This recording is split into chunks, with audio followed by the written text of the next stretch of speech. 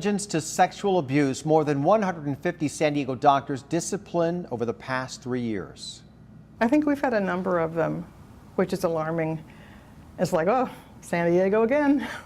Why critics say the board tasked with investigating these doctors has flaws that put patients at risk. In a red flag warning. In the past 3 years, more than 150 San Diego doctors have been disciplined for everything ranging from negligence to sexual abuse. And Team 10 investigative reporter Jennifer Kastner has spent months looking into the state board that investigates bad doctors, which critics argue has serious flaws. I think we've had a number of them, which is alarming. It's like, oh, San Diego again. San Diego again, says patient safety advocate Marian Hollingsworth. She's talking about the sizable number of local doctors who've recently made the news for serious matters.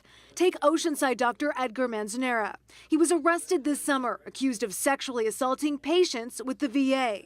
A few months ago, San Diego doctor Mark Zweifach got his license back after he'd had it taken away for watching child pornography on his computer at the Kaiser Permanente Medical Center in El Cajon. I didn't collect it, I didn't produce it, I didn't distribute it, but I viewed it. This April, San Diego anesthesiologist Bradley Hayes' license was surrendered following the disturbing allegation that he passed out in a hospital bathroom after injecting himself with an opioid medication. The anesthesiologist, instead of administering the medicine to the patient, administered it to himself to get high.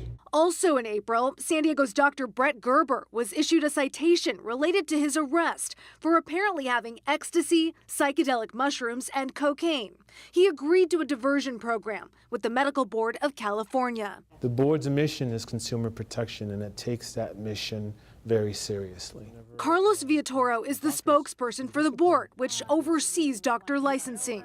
10 News wanted to know if San Diego has more disciplined doctors than other parts of the state. So in July, we asked the board for information like the number of gross negligence, unprofessional conduct, and sexual misconduct cases in our area compared to other areas. The board replied with this: it would cost 10 News $6,590 to fulfill our request.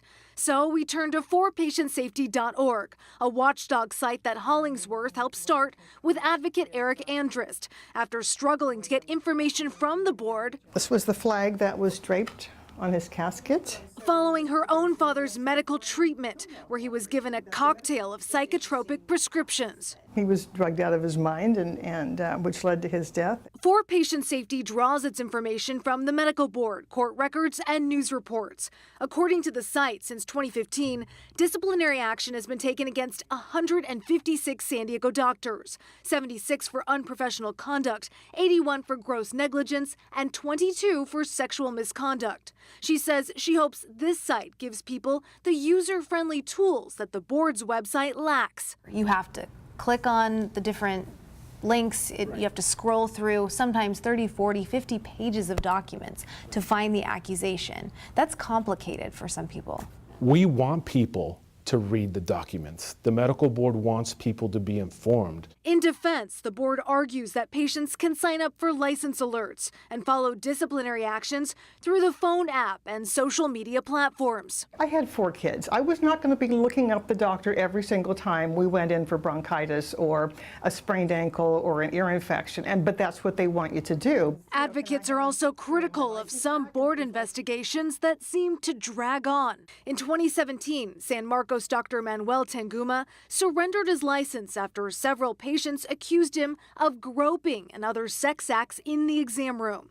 Almost 2 years passed between the board's first accusation and his license being put on interim suspension. This May, our cameras captured former San Diego psychiatrist Leon Fairman, 75, leaving jail with a towel over him to hide his face. He's since pleaded guilty to a felony charge of having sexual contact with 7 patients.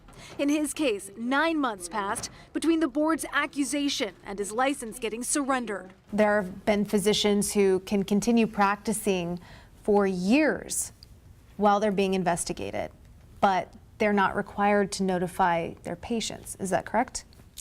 If the accusation has not been adjudicated, there is no legal requirement. When a physician receives an accusation, it doesn't mean that they're automatically guilty. Doctors deserve due process, explains Villatoro, who adds that investigations must be thorough, which takes time. Why is a police officer put on paid leave and not a doctor? Because doctors are on this pedestal.